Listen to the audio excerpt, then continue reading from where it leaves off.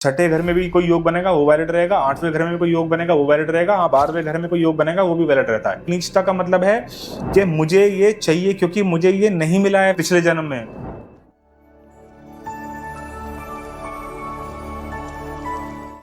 सो welcome again, Cosmic Teller में आपका स्वागत है। आज ज्योतिष में एक आपने वर्ड सुना होगा, नीच भंग राजयोग। आज इस नीच भंग की अवस्था को और इस राजयोग वाली अवस्था को बहुत ढंग से डिटेल में डिकोड करेंगे। देखो ज्योतिष में क्या है, अगर आपने योग समझ लिए ना, योग समझ लिए, दशा सिस्टम समझ लिया, तो आप बहुत हद तक अपने बर्थ चार्ट को रीड करना सीख जाओगे कि कैसे मैं अपने बर्थ चार्ट को रीड करूं और मेरे किस प्लैनेट की दशा चल रही है और ये प्लैनेट जो है मुझे किस तरीके का रिजल्ट देगा। योग एक अल्टीमेट चीज है। योग छठे घर में भी कोई योग बनेगा वो वैलिड रहेगा, आठवें घर में भी कोई योग बनेगा वो वैलिड रहेगा, 12वें घर में कोई योग बनेगा वो भी वैलिड रहता है। बट यहाँ पे ना उस योग का अल्टीमेटली फ्लेवर बदल जाता है। तो नीच अवस्था होती क्या है? नीच क्या है कि जहां पे कोई प्लैनेट जो है अपने आप को बड़ा अनकंफर्टेबल महसूस करता है। उच्चता क्या है? जहां पे प्लैनेट अपने आप को बड़ा बड़ा हायर स्टेट में महसूस कर रहा है। आप शनि को देखोगे, शनि जो है वो मेष राशि में नीच का हो जाता है, शुक्र जो है वो कन्या राशि में नीच का हो जाता है, मंगल जो है वो कर्क राशि में नीच का हो जाता है, बुध जो है वो मीन राशि में नीच का हो जाता है। वहीं अगर हम इसकी एक्सॉल्टेशन की बात करें, इनकी उच्चता की बात करें, तो शनि जो है वो अपने ठीक ऑपोजिट वाले साइन में, मतलब काल पुरुष की कुंडली अगर आप लेकर चलते हो तो मेष राशि के ठीक ऑपोजिट जो साइन बन रहा है वो तुला राशि बन रही है। उस तुला राशि में शनि उच्च का हो रहा है, वहीं मंगल की राशि में वो नीच फील कर रहा है। लेकिन अगर इसी स्टेट को आप समझो कि मंगल को अगर आप देखोगे, मंगल 10th हाउस में जाएगा तो बहुत पावरफुल हो जाता है। वहीं वो घर किसका है? शनि का। लेकिन शनि मंगल के घर में अनकंफर्टेबल हो रहा है और वहीं मंगल जो है वो शनि के घर में कंफर्टेबल हो रहा है। तो ये नीचता की कुछ अवस्थाएं हैं।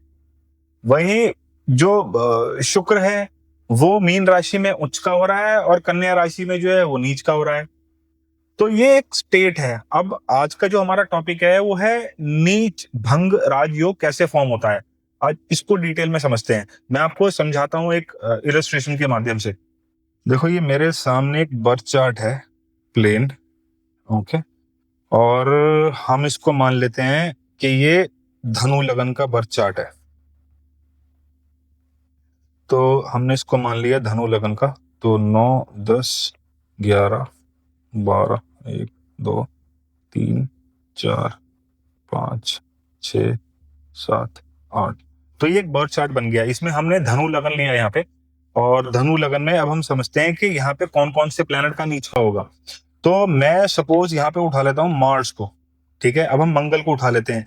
तो मंगल जब इस घर में आएगा, इस लगन वाले के लिए 8th हाउस में जब आएगा, तो मंगल यहाँ पे नीच हो जाएगा।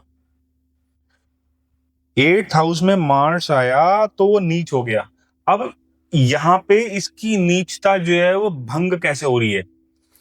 अब आप देखो कि मंगल जो है वो एक तो 5th हाउस को रूल कर रहा है और यहाँ पे एक 12th हाउस को रूल कर रहा है।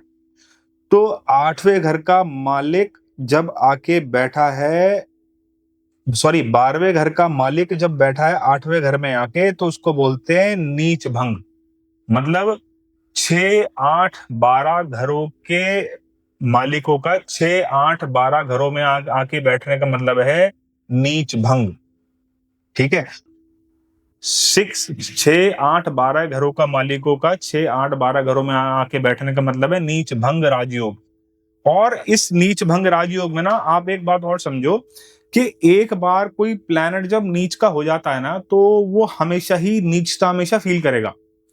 और नीचता की खास बात क्या है? देखो नीचता का और डिटेल में अगर आप समझोगे इसको, देखो पहले तो एक टर्म याद रखो, वंस ए प्लैनेट इज नीच it always behave like I am नीच।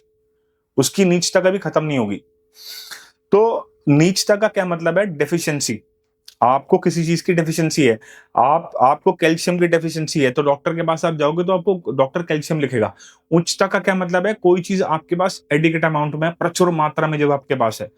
जब प्रचुर मात्रा में कोई चीज हो जाती है तो आदमी उस चीज को इग्नोर करता है।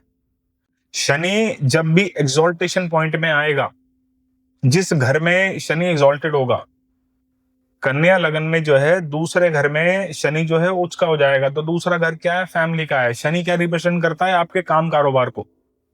तो आदमी अपने काम कारोबार में और अपनी फैमिली में को समझेगा कि मेरे पास है ऑलरेडी प्रचुर मात्रा में, मुझे इस पे ध्यान देने की जरूरत नहीं है। वहीं जब आप नीचता पे आओगे, किसी प्लेनेट की नीच अवस्था को देखोगे, तो वहां पे डेफिशिएंसी है, मतलब वहां पे आदमी लड़ेगा, वहां पे फाइट करेगा, वहां पे जीतने की कोशिश करेगा। मंगल जब 10वें घर में आएगा तो पावरफुल हो जाएगा, और मंगल जब चौथे घर में आएगा तो वो नीच हो जाएगा। मैं भी काल पुरुष की कुंडली की बात कर रहा हूँ। तो चौथे घर में जब मंगल आएगा तो वो अपने किसी बॉस की बात को, किसी अथॉरिटी की बात को जल्दी बिलीव नहीं करेगा। वो कहेगा नहीं नहीं, मुझे इस पर अपना दिमाग भी लड़ाना है। वहीं 10वें घर में जब मंगल जाएगा तो पावरफुल हो गया, वो कहेगा यस सर, बताइए सर, मैं क्या कर सकता हूँ। तो नीचता का मतलब है अनकंफर्टेबल। नीचता का मतलब है कि मुझे ये चाहिए क्योंकि मुझे ये नहीं मिला है पिछले जन्म में, मुझे इसके लिए फाइट करनी है, मुझे लड़नी है।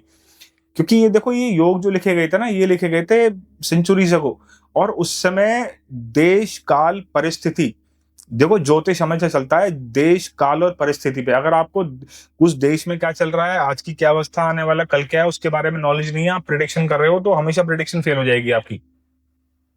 एक बच्चा, एक व्यक्ति ने, एक लड़के ने एक इंजीनियरिंग की, इंजीनियरिंग करने के बाद आज वो जॉब ढूंढ रहा है, लेकिन फॉर एग्जांपल जिस कंट्री से उसने वो इंजीनियरिंग करी, वहां पे उस फील्ड में, उस आईटी का वहां पे स्कोप कम है, तो वहां पे उसकी जॉब लगेगी। तो जब आप उसका बर्थ चार्ट रीड कर रहे हो, आप उसे देख रहे हो, तो आप उसे बताओ कि भैया तू उस फलानी जगह पे चला जा, उस देश में जा, वहां पे जॉब अप्लाई कर, यहाँ पे वैकेंसीज ज्यादा हैं। तो नीचता का अब आप डिटेल में समझ गए होंगे। नीचता का मतलब कि वो उसको एडिकेट अमाउंट में नहीं है, पर्याप्त नहीं है, अब उसको वो फाइट करके जीतना चाहता है, कैसे भी करके वो उस चीज को एक्वायर करना चाहता है। तो आई होप ये बातें आपको क्लियर हुई होंगी कि नीच भंग राजयोग किसे कहते हैं। जल्दी मिलते हैं नए टॉपिक के साथ। Thank you.